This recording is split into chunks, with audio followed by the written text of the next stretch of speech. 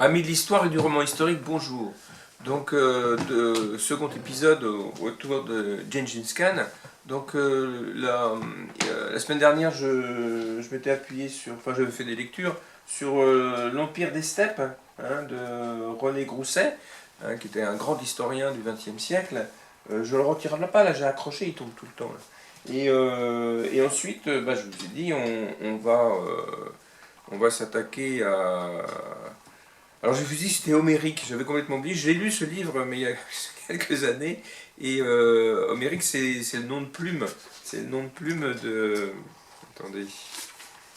J'ai son véritable nom là. Alors, Homérique c'est un nom de plume. C'est pas le nom du livre. Le nom du livre c'est le loup mongol, ce qui est plus cohérent avec Gengis Khan, le loup mongol.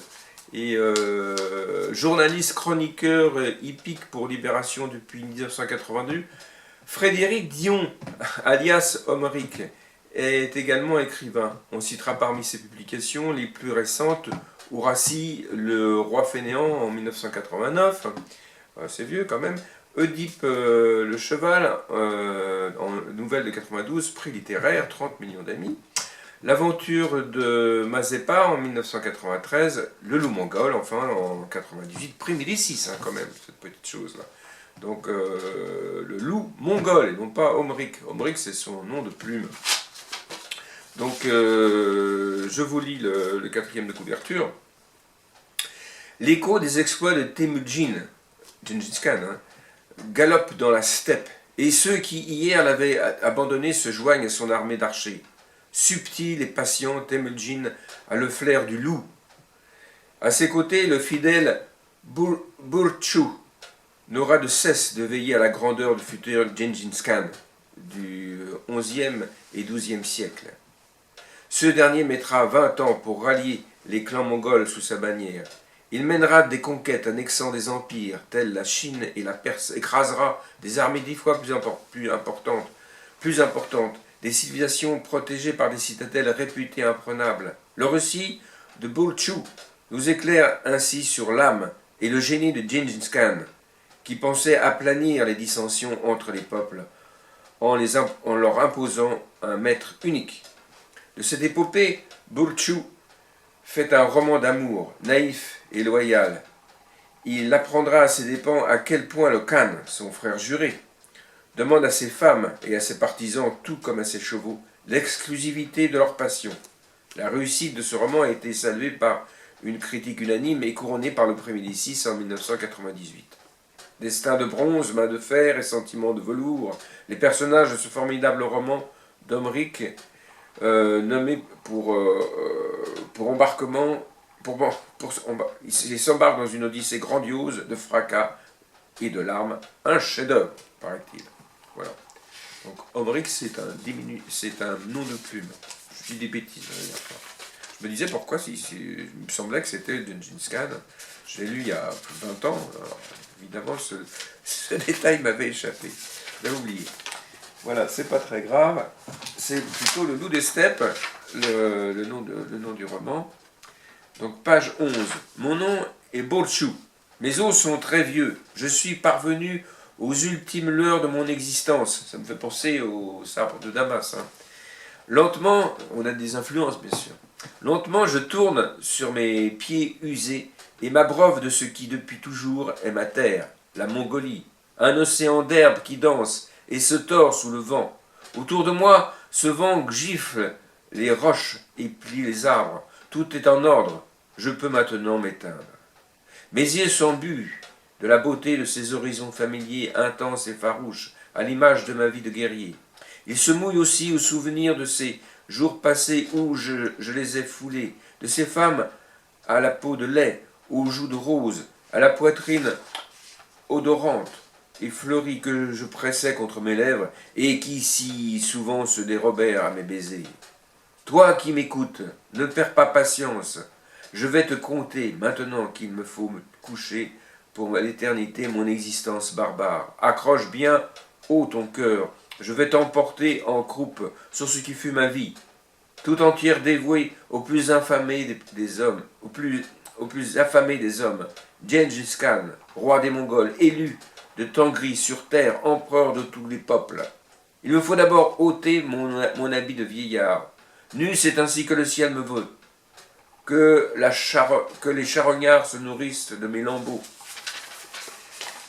Les disperse aux quatre vents, qu'importe, mon sang va se figer à jamais, et mes os imprégner la terre, puis se fondre dans l'humus. Les pluies et le froid vont mordre mon corps, les éclairs brûler ma chair, et le soleil coller à mes paupières, mais je suis un Mongol, fier du tout-puissant Gengis, et je sais de mes yeux qui fixeront l'horizon tout au long de mon récit, sanglant et bienheureux. Alors, ensuite, page. Donc, c'est le narrateur qui se présente. Page 37. Narrateur qui n'est pas de Gengis Khan, mais son compagnon. Page 37, au crépuscule. Page 37. Donc, c'est les aventures de ces deux hommes. Page 37. La grande vallée fut traversée dans la nuit. En tête, Temujin. Je le suivais pas à pas, Belgutaï, dans mon dos et fermant la marche, Kachihun. Contournant les éboulis, nous serpentions sur les contreforts lorsqu'à l'accident les montagnes rouges rosirent et brusquement s'enflammèrent, telles une étoffe pourpre dépliée dans le vent. Puis, leurs glacis veinés par l'écoulement des eaux, se teintèrent d'or, et cet or combla à la vitesse d'un cheval au galop toute l'espèce de pénombre sous lequel la vallée était assoupie. Mes trois compagnons restaient silencieux. Temujin m'avait seulement dit que notre ascension nous faisait gagner une demi-journée de marche. Nous devions retrouver la Kérulène en aval. Nous chevauchâmes ainsi, à la majeure partie du jour, nos montures accablées de chaleur, peinant à relier les hauts plateaux cernés d'arêtes et de cimes, entre lesquels brillaient combes suspendues et calottes neigeuses. Le crépuscule tombait lorsque nous fîmes halte, assurés qu'aucune fumée ne montait au ciel. L'herbe était bonne, la Kérulène en vue et le paysage apaisant.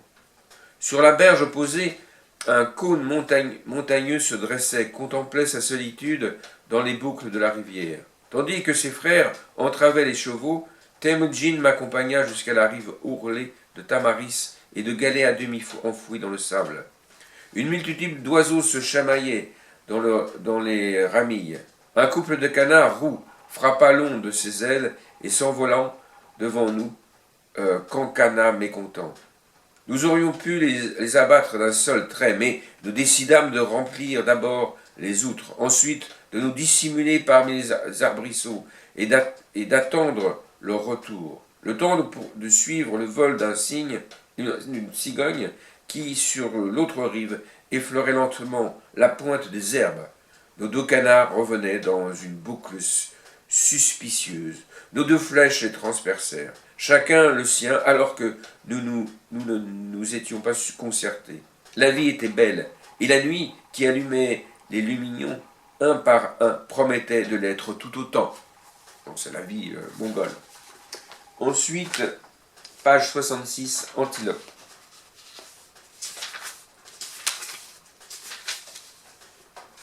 Dispersés en arc, nous attendions camouflés par les vagues herbeuses. Une brise tiède chahutait la crinière de mon cheval, la tête basse, les yeux clos. Il s'assoupissait, cajolé par les rayons. La journée serait chaude car déjà les mouches tournoyaient inlassablement sur nous, agressives. Enfin, le troupeau d'antilopes vacilla dans les nappes des mirages. Il tentait de rejoindre les hauteurs, s'arrêta, hésita, puis fila à nouveau vers nous. Sur ses arrières, le flot de retardataires continuait sans cesse de grossir, et bientôt leur panique ébranla la steppe. Peur d'ours releva la tête. Je lui dis de ne pas bouger. Alors il contrebalança le poids de sa croupe sur l'autre jarret et ressombra dans ses rêveries jusqu'à ce que les têtes des premières antilopes surgissent sur le replat qui nous dissimulait. Réalisant notre piège, le troupeau éclata dans un tourbillon de poussière, de robes fauves et d'yeux apeurés. Les cornes s'entrechoquaient, les corps tombaient, d'autres se faufilaient le long de nos flancs, ramassés, musculature bandée, d'autres encore, emportés par un même élan de frayeur, bondissaient par-dessus nos montures, percutant celle de Kachun. Une antilope envoyait le jeune cavalier à terre. Dans cette grêle de membres affolés, seul le cimeterre permettait de tailler. Craignant que le troupeau nous échappe en se scindant en deux, Temujin hurla de nous mettre en galop. Les saïgas nous prirent de vitesse, mais l'étendard irréel qu'elle décrivait sur la steppe était sans fin, et à chaque fois que nous décochions une flèche, l'une d'entre elles s'écroulait, l'œil rond et le cœur apaisé. C'était un véritable bonheur d'accompagner leur fuite éperdue, fracas de sabots, d'herbes fauchées et de carcasses heurtées, tandis que nos chevaux, tout à leur excitation, poussaient sur leurs membres et à s'en détacher l'encolure. Bientôt, nos carquois furent vides. Temujin donna l'ordre de piquer droit dans les flancs, et parmi les groupes épars et disséminés provoqués par cette stratégie finale, d'autres antilopes capitulèrent, deux sous ma lame portant à 12 mes trophées. On en dénombra 70, et sans plus attendre, on les découpa pour mordre dans les foies et les cœurs chauds. Les femmes nous rejoignirent. Temujin tendit une coupe de sang à Borté et sa femme et sa mère. Elles burent tandis que les servantes, avec des gestes alertes, récupérèrent les abats et les précieux liquides dans les outres et les boyaux. Puis, après avoir laissé quelques morceaux de choix à la fille de l'esprit de la steppe, nous poursuivîmes notre marche.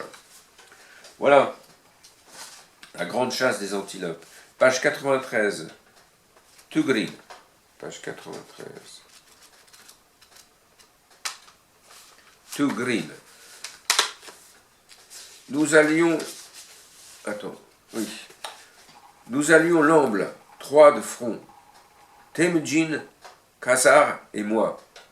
Belgutaï suivant avec 2 chevaux de bas. Roulé dans une feutrine, la police de Zébline était sur l'un d'eux. Grâce à Khazar, le périple vers le campement du roi Togril n'était pas monotone. D'un caractère joyeux, tout lui était prétexte à discuter et plaisanter. Il n'avait pas encore 16 printemps, mais en paraissait 5 de plus. Ses épaules étaient presque aussi larges que 2 croupes de chevaux mises à côte, et je ne connaissais pas de main assez grande pour enserrer son cou massif qui surgissait d'un bloc des épaules, telle une falaise de granit. L'œil alerte, toujours prompt, il s'élançait vers tout ce qui attirait son attention, marmotte, nid de cigogne ou coupole blanche aperçue au loin. Sa bonhomie aidant, il récoltait des nouvelles et il nouait des amitiés de passage. Au 5e jour de marche, la frange sombre de la forêt noire, connue pour être l'ordu de Togril, était devant nous. Les Tréreit nous cernèrent à quelques pas des lisières. Vêtus de peau retournée couleur cendre, certains coiffés de bonnets en laine d'agneau, ils portaient tous de l'argent ouvragé. Ce métal scintillait sur les têtes et les poitrails des chevaux, sur les selles et les croupières, bien plus encore aux ceintures des hommes, sur leurs carquois et leurs bottes et leurs doigts, ou suspendus en demi-lune au lobe des oreilles. Ils nous firent traverser la rivière, tout là, et ses multiples boucles bordées d'osiers, puis pénétrèrent la forêt d'aulnes et de hauts bouleaux jusqu'à son cœur, une vaste clairière contenant près de 200 tentes, mais qui aurait pu en abriter 4 fois plus. Dans l'une d'elles, un chef Kéreit, qui s'appelait Nilka, nous apprit que le roi se trouvait dans son campement d'été sur le bord de la rivière Orkhon. Il proposa de nous y mener, assurant que de 2 bonnes journées au grand trot sera nécessaire pour l'atteindre. Voilà, c'est l'aventure vers d'autres peuples pour les unir. Ensuite, page 206, la vallée de l'Oulja. Page 206.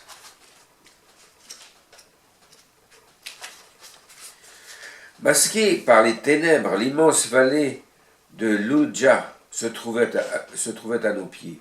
À mes côtés, une cuisse en travers de la selle, un coude sur le genou et le menton sur la paume. Khazar mâchouillait une brindille tandis que Temujin laissait fondre un morceau d'Ahoul dans sa bouche. À peine 16 printemps, un bonnet sombre à la lèvre supérieure, le plus jeune frère de Khan, participait à sa première expédition d'envergure.